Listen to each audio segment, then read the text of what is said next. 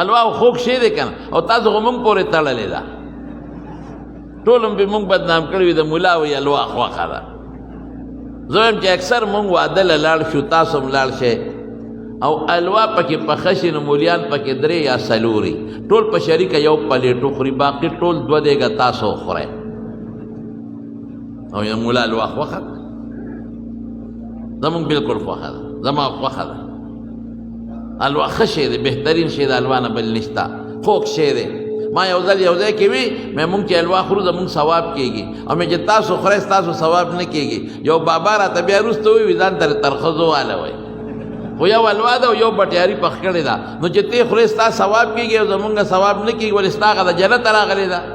او زمونږ دره دوزخ راغلې ده ما وی نه داسې نه ده خبره ده نیت نه مونږ چې خورو مونږ جدا نیت باندې خورو رسول الله حضرت انس وایي كان رسول الله صلى الله عليه وسلم يحب الحلوى والعسل ده حضور پاک الوام خوخه و شاتم خوخه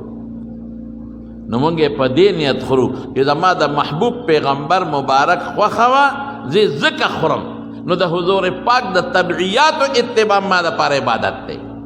لکه حضرت انس وی رسول الله مبارک کدو خوخه ما سره روټه تناستو د کدو ټنګره پسې به ګرځې د لاس ګرځاو ویلا ازال احبه هغه نه پس مې کدو خوخ دی د پیغمبر چې کم تبعی سیز خوخ وی تبعی هغه له شرعی نه او د هغه تابعداري زکه ما د لپاره مستحب ده الوا ښه شی دی ما یو ځل الوا یو ځای کې خوړه د موده مې دا شوګر لږ زیات شوی ډاکټر ما ته وی خواږه بند کا یو ځای کې الوا پرته وه نو ما هغه الوا راواغېسته ما خوړه نو ملګري ما ته مه خوره وي تا باندې خو بنده ده مې سړیه که یو نوړی دوه وخورم زما شوګر به پې څومره اوچت شي یو درجه به اوچت شي که څه چل به وشي یو درجه به اوچت شي او که مې ونه خوړه نو ټینشن مې پیدا کېږي زبردست اوچتېږي ټینشن سره خو شوګر هم اوچتېږي بلډ پریشر هم اوچتېږي بیا ټینشن نه ځان ساته یو اوس نه خورم ټوله به خورم چې حلوا به ډېره مزېداره و مې نه خوړه نو ټینشن ښه شی نه دی راته خوا که چې دا ټینشن ختم کړو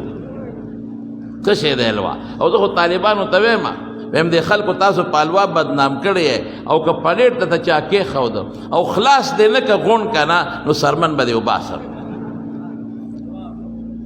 په مونږ یې خدای خوري که نه الحمدلله